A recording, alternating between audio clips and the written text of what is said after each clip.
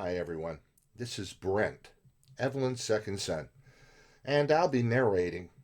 I'm sorry I can't be with you. At least I can be here in voice. I just want to wish my mom the very best year and hope you all have a great time at this event. Now, I'd like to tell you a few things about my mom. Evelyn Church was born January 30th, 1927, to Scytha and Hayden Smith Church. At that time, there were very few cars, telephones, refrigerators, and only a few folks had indoor plumbing. Evelyn's parents wanted to have many children, and they built their house with lots of bedrooms with this in mind. Unfortunately, Scytha was not able to have children for about 6 years, until a Dr. Norris came to town and nursed her through her entire pregnancy. As a result, they had their first baby boy and named him Norris after the doctor who made it possible. The second baby, named John, and he was nicknamed Jack, and he was born 6 years after Norris. Scytha waited another 6 years before giving birth to Evelyn. And their final child was a boy named Carl, and he arrived 12 years after Evelyn. Evelyn grew up in the outdoors, riding horses and working at her father's dude ranch. Now, Evelyn was a cheerleader and senior class president at her high school. She was known as the red-headed Spitfire. Evelyn's father, Hayden, was well known for his vibrant personality and had an entertaining nature. He filled many community roles, including sheriff as a young man in Kanab. The picture on the left shows where guests would enter and register at the VT Ranch. On the right, a group of guests are ready to ride horseback to the Painted Desert. The church family business grew to include Zion, Bryce, and Grand National Parks. Evelyn's mother, who was a blue ribbon cook, supplied homemade butter and ice cream to Grand Canyon's North Lodge. Hayden also started the horse and mule concessions that serviced Bryce, Zion, and Grand Canyon. Now, Kanab was known as Little Hollywood due to its history as a filming location for many Western movies. Hayden often supplied horses and additional staff needed for many movies and TV shows of the time. In fact, Clark Gable was a frequent guest at Hayden's home and dude ranch. During World War II, the young men were sent to fight overseas. Evelyn and a few of her high school friends went to help at Hill Air Force Base making airplane parts and repairing planes to get them back up in the air. When Evelyn was just 19, she went to live in San Francisco with a friend during BYU summer break. She immediately found work at the elegant new Sir Francis Drake Hotel. She learned to handle accounting, managing events, and also hospitality. Rex, Calvin Christensen, and Evelyn first met at an LDS church in San Francisco. Rex was quick to tell Evelyn that he was going to marry her someday, which Evelyn brushed off as not very likely. On the first date, Rex enticed Evelyn to go into the dental school with him. He seemed to know the place, and she thought he might be the custodian there. The next thing she knew, Rex had her in a chair and was checking her dental work. He found leaks in her crowns and offered to do the extensive repairs without charge. After dating for a little while, Rex took her to one of the nicest restaurants in San Francisco and asked her to marry him. As he did, he presented her with 24 red roses and had a tenor that came to the table to sing, "I Left My Heart in San Francisco." That became their signature song, their banner song, you might say. For their 60 years they were married.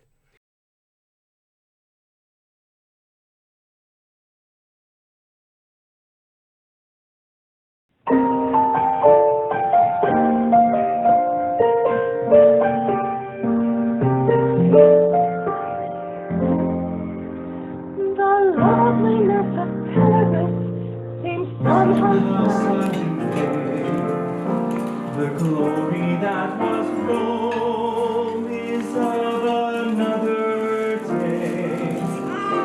I've been terribly alone and forgotten in Manhattan. I'm going home to the city by the bay. I left my heart in San Francisco, high on a hill. It calls to be where little Kitty Clark climb halfway to the stars. The morning fog may chill me there. I don't care, my love waits there. In San Francisco, above the blue and windy sea. When I come home to you, San Francisco, your golden sun will shine for me.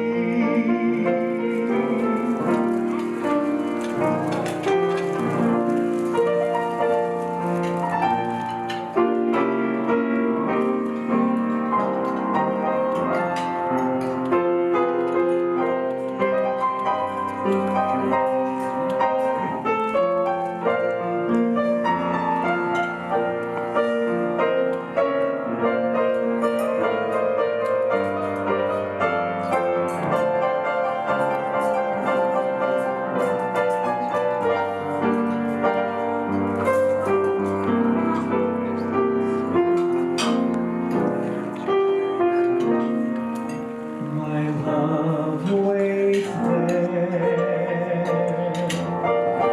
in San Francisco, above the blue and windy sea. When I come home to you, San Francisco, your golden sun will shine for me.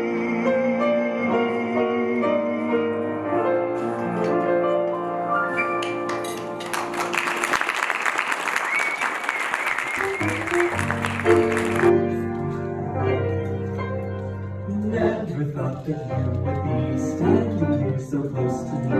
There's so much you feel that I should say, but words can wait until some other day. Just kiss me once, then kiss me twice, and kiss me once again. It's been a long, long time. Haven't felt like this, my dear, since I can't remember when. It's been a long, long time. You'll never know how many dreams I dreamed about you, or just how empty they'll seem without you. So kiss me once and kiss me twice, then kiss me once again. It's been a long, long time.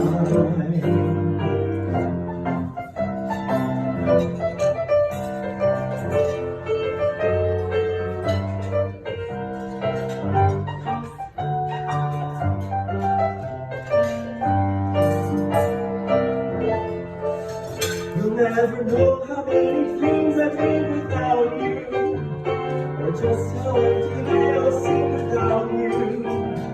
So kiss me once and kiss me twice, then kiss me once again. It's been a long, long time. It's been a long, long time.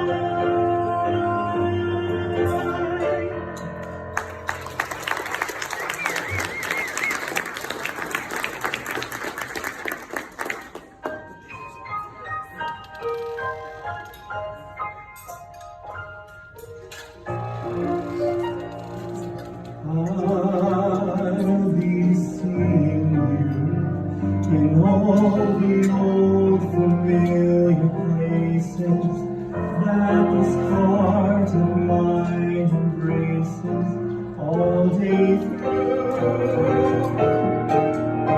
In that small cafe, the park across the way, the children's carousel, the chestnut trees, the wishing well. I'll be seeing you in every lovely summer's day, in everything that's light and gay. I'll always think of you that way. I'll find you in the morning sun, and when the night is blue, I'll be looking at the moon, but I'll be seeing you.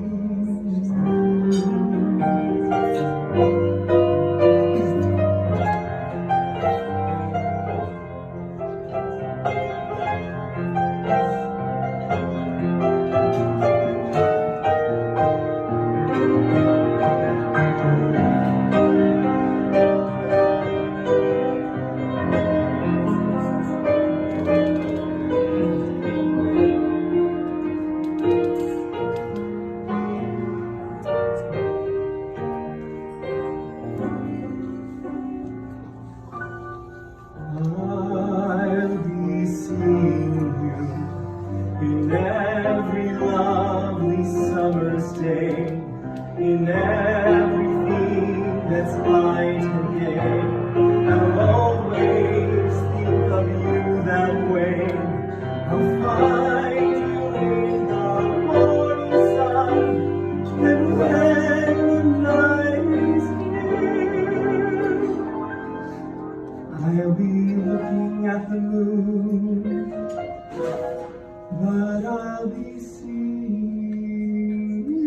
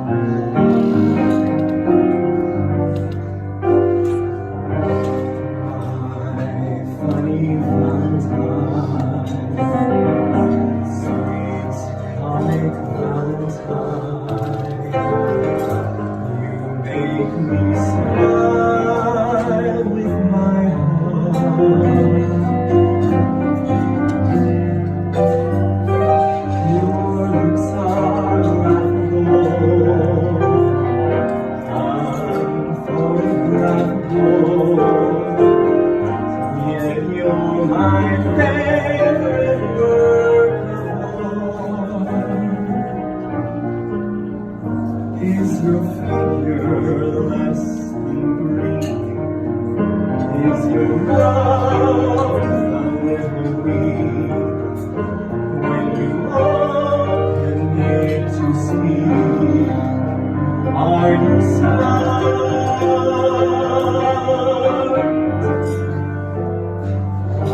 Don't change your hair for me.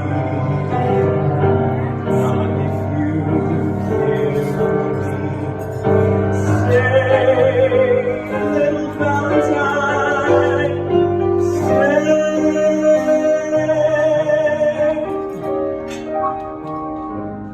Each day is Valentine.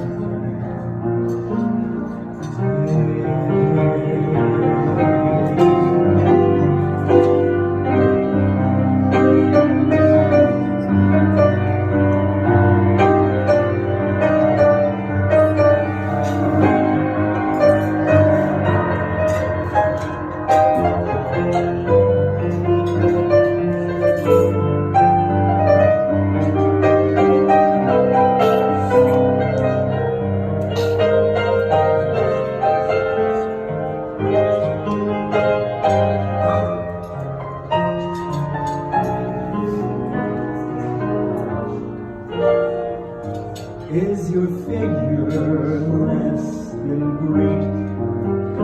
Is your mouth a little weak? When you open it to speak, are you smart? Oh, don't change your hair for me. Not if you care for me. Say, little Valentine, it's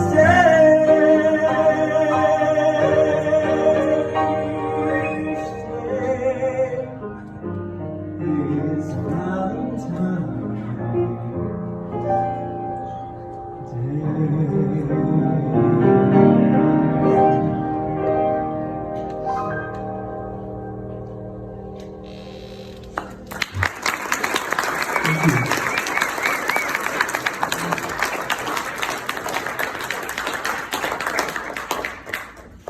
I would like to thank you. That was wonderful.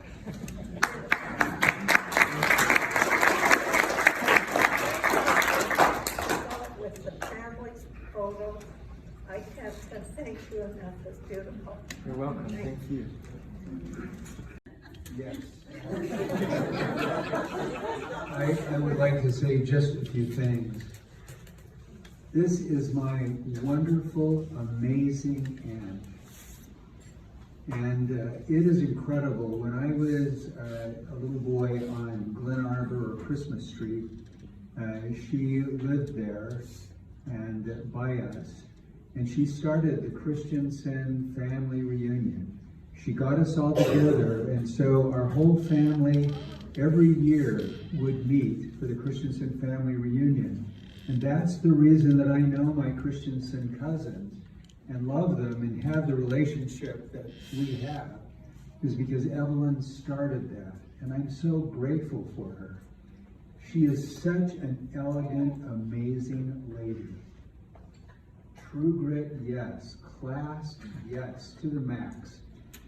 Evelyn, among other things, she was at Melinda Krim and Matilda Krim and her husband author's New York apartment. And he owned Orion Films, and they were very prominent people. She was a world-renowned researcher in genetics and virology and everything. She had lunch with Barbara Streisand and Elizabeth Taylor. So whether it's me as a little relative on Christmas Street or Clark Gable sitting at her mother's table, she has really lived life. She would study with Arlene Summerhays different countries and about them, and then would take trips to those countries. Wherever Evelyn was, she always offered service. In her patriarchal blessing, it said that she would be blessed with the gift of helpfulness. And I was just astounded by her church service.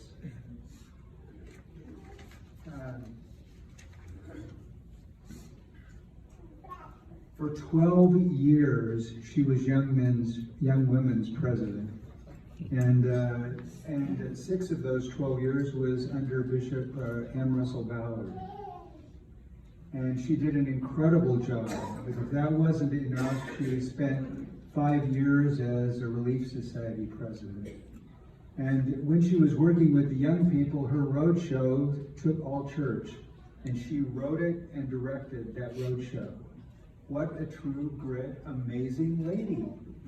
And when Barbara Smith was asked to be Relief Society president, General Church Relief Society president, she went to Evelyn and wanted her to be a counselor.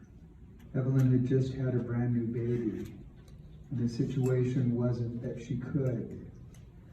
But as far as ability and commitment, she was a lady that had it all. She served for 3 years with Rex in a New York City mission, serving a multi-ethnic high-rise, and of course, they held parties.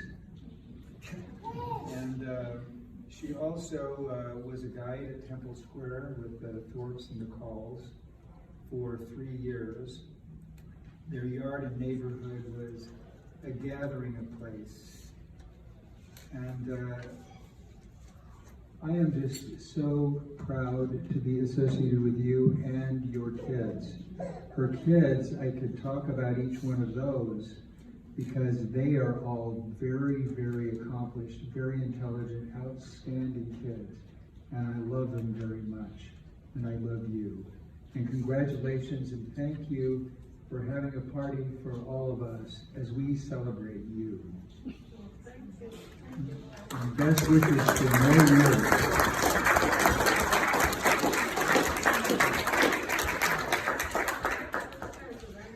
Ralph was a scout. Isn't that right, Ralph? Yes. So we had a lot of great time. I was mutual president for 12 years. 6 years under Russ Ballard and 6 years there. And then, so I moved on to working in the church in many capacities. But I love every minute of it. And I met all of you people. And Cindy is Barbara's close friend. And I used to watch those two bump up through the oak trees when they were 5 or 6 years old. And I would watch them to make sure that they would get to my house safe. So that's Bonnie's best friend. Of how she lived her life with integrity, curiosity, courage, faith, enthusiasm, selflessness, honesty, and above all, always with love. Some of you may not know, or maybe you now tonight, that Evelyn has another family. They are the friends she has chosen during her lifetime. Friends she has supported through thick and thin. Some 25 years ago or so, we were fortunate to meet Evelyn and Rex. And during those years, we have been honored to be numbered among their family of friends. In our Mormon culture, we revere our pioneer ancestors who followed their beliefs and blazed a trail to this beautiful valley. In every sense of the word, Evelyn is also a pioneer, along with a handful of other wonderful people, some of whom are here tonight. She helped blaze a trail of truth, providing light and hope for LGBT people and their families, where historically there had only been darkness and despair. For those misunderstood, marginalized, and maligned people among us who were despairing, often to the point of taking their own lives, she helped to bring understanding, strength, acceptance, and love. Evelyn has been instrumental in literally saving lives.